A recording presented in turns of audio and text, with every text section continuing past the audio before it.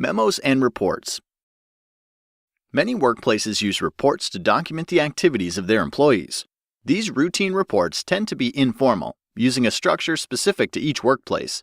Common types of reports are trip reports, progress reports, periodic activity reports, and meeting minutes. Each type of report has a specific purpose and audience. For example, trip reports document activities and expenses related to workplace travel. Progress reports are written to inform supervisors or team leaders about the work completed and the work outstanding on a specific project. Progress reports should also discuss any problems encountered while working on that project. Periodic activity reports summarize a person or group's activities over a set period of time. This type of report is often used by supervisors to evaluate employee performance. Meeting minutes document discussions, decisions, and any task assignments that occur during meetings and are usually written for fellow group members. A memo is a type of routine correspondence that identifies the sender, recipient, date, and subject of the message at the top of the document.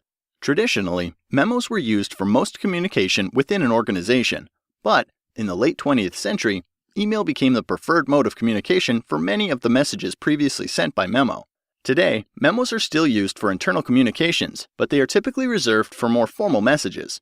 For example, a policy change, a significant announcement, the distribution of important documents, or some of the informal reports discussed a few moments ago are all occasions for which the memo might be chosen as the medium of communication. Memos are purpose-driven documents.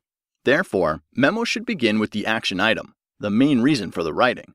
Memos should be concisely written. Use space strategically to make memos more usable and visually appealing. For example, heading and bullets listed make the document more usable by helping the reader quickly find the information that they need.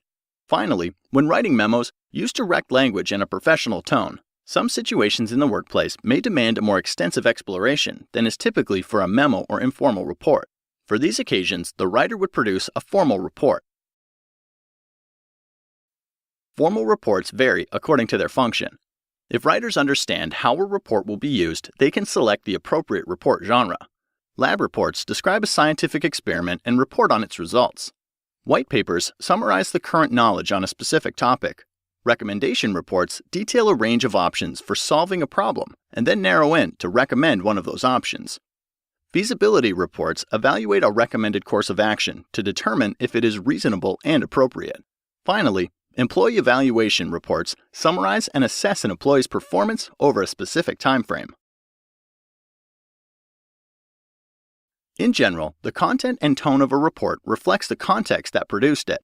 For example, scientific reports are going to be methodical in tone and focus on results and verifiable conclusions.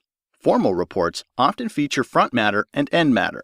For example, a formal report will likely open with a title page that includes the name of the author, a clear but descriptive title for the report, and the date it was produced.